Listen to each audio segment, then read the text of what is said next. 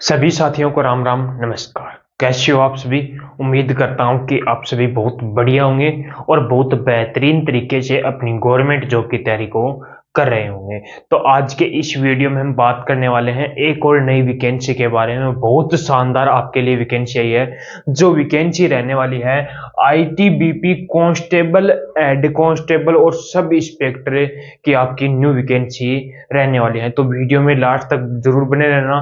तो इस वीडियो में हम पूरी डिटेल से बात करने वाले हैं कि क्या कब इसके फॉर्म अप्लाई होंगे, क्या इसकी टोटल पोस्ट कितनी रहने वाली है, सिलेक्शन प्रोसेस क्या रहेगा, क्वालिफिकेशन इसका क्या रहने वाला, पूरी डिटेल से हम इस वीडियो में बातें करने वाले हैं। तो वीडियो में लास्ट तक जरूर बने रहना। जो कैंडिडेट वीडियो में नए जुड़े हैं वो एक बार चैनल को सब्सक्राइब जरूर कर लेना, जिन्हें उन्हें हर एक भर्ती की अपडेट सबसे पहले मिल सके। तो हम बात करते हैं आईटीबीपी भर्ती कांस्टेबल, हेड कांस्टेबल और सब इंस्पेक्टर की वैकेंसी है, जिसके अंदर आपकी टोटल पोस्ट रहने वाली है 526। इसके अंदर आपकी टोटल पोस्ट रहने वाली है। ये मेल और फीमेल दोनों के लिए रहने वाली है। मेल और फीमेल दोनों कैंडिडेट के लिए पोस्ट रहने वाली, जिसके अंदर आपकी फॉर्म आपके कब से स्टार्ट होंगे। तो आपके जो फॉर्म है वो 15 नवंबर से आपके फॉर्म स्टार्ट होंगे और 14 दिसंबर इसकी लास्ट डेट रहने वाली है। यानी कि आपको फॉर्म अप्लाई के लिए 1 महीने का समय मिलने वाला है। उसके बाद में बात कर लेते हैं इसकी एज लिमिट की।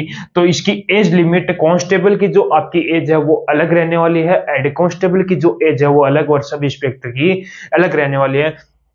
जिसके अंदर बात करूं कांस्टेबल की, तो कांस्टेबल की जो एज है वो 18 साल से 23 साल रहने वाली है।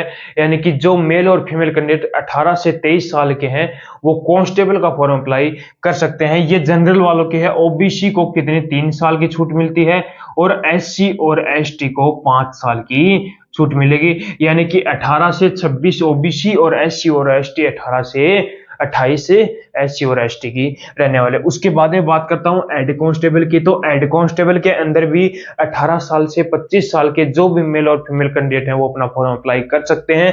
जिसके अंदर आपको ओबीसी कैंडिडेट है उसको 3 साल की छूट और एससी और एसटी कैंडिडेट है उसको 5 साल की छूट मिलने वाली है। यानी कि जनरल वालों को तो 18 से 25, ओबीसी वालों को 18 से 28 साल और एससी और एसटी वालों को 18 से 30 साल के जो भी मेल और फीमेल कैंडिडेट हैं वो अपना फॉर्म अप्लाई कर सकते हैं। उसके बाद में अपना आता है सब इंस्पेक्टर एसआई का, जिसके अंदर 20 साल से 24 साल, यानी कि मिनिमम 20 साल और मैक्सिमम 24 साल, जिसके अंदर ओबीसी कैंडिडेट को 3 साल की छूट और एससी और एसटी कैंडिडेट को 5 साल की इसके अंदर छूट मिलने वाली है। यानी कि जनरल की तो 20 से 25, ओबीसी के 20 से 28 और एससी एसटी की 20 से 30 साल की एज रहने वाली है। ये इसका एज क्राइटेरिया हो गया। उसके बाद में बात कर लेते हैं इसके क्वालिफिकेशन की।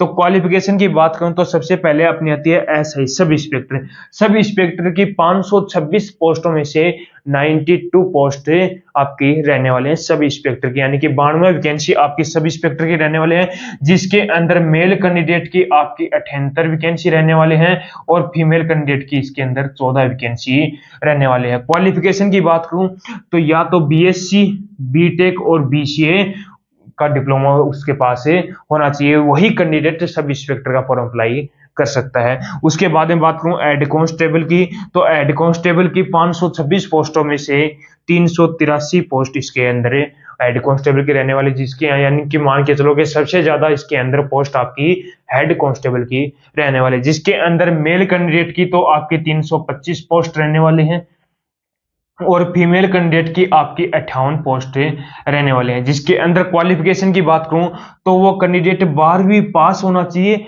विथ पीसीएम से। यानी कि 12वीं पास भी वो कौन सी किससे होना चाहिए, पीसीएम, यानी कि मैथ साइंस से उसका क्या होना चाहिए, क्वालिफाई होना चाहिए, या आईटीआई डिप्लोमा उसके पास होना चाहिए। वो कैंडिडेट हेड कांस्टेबल का फॉर्म अप्लाई कर सकता है। उसके बाद में अपना आता है कांस्टेबल। कांस्टेबल की आपकी सबसे कम पोस्ट रहने वाली है 51 इसके अंदर पोस्ट आपकी कांस्टेबल की रहेंगे, जिसके अंदर मेल कैंडिडेट की आपकी 44 वैकेंसी रहने वाली है और फीमेल कैंडिडेट की आपकी 7 पोस्ट इसके अंदर रहने वाली है। क्वालिफिकेशन की बात करूं तो 10th पास इसके अंदर आपकी क्वालिफिकेशन रहने वाली है। तो हमने अप्लाई डेट की बात कर ली, एज की बात कर ली, क्वालिफिकेशन की बात कर ली। अब अगला पॉइंट आता है अपना सिलेक्शन प्रोसेस का।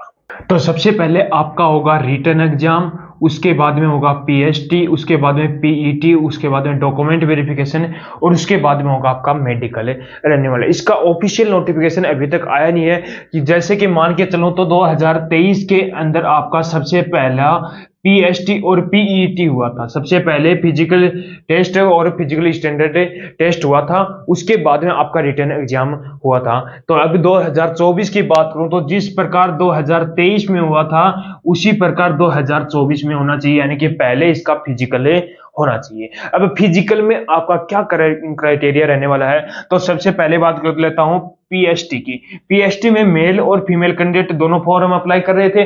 तो मेल कैंडिडेट के लिए जो हाइट रहने वाली है वो 162.5 सेंटीमीटर उसकी हाइट रहेगी और फीमेल कैंडिडेट के लिए 150 सेंटीमीटर इसके अंदर हाइट रहेगी, यानी कि जो आपकी हाइट है वो बहुत ज्यादा कम है इसके अंदर मानी गई है। उसके बाद में मेल कैंडिडेट का चेस्ट, तो चेस्ट आपका 76 तो नॉर्मल होना चाहिए और जो आपका फुलाने के बाद आपका चेस्ट होना चाहिए 81 आपका चेस्ट होना चाहिए और फीमेल के अंदर चेस्ट होता नहीं है। उसके बाद में आपका आता है पीईटी।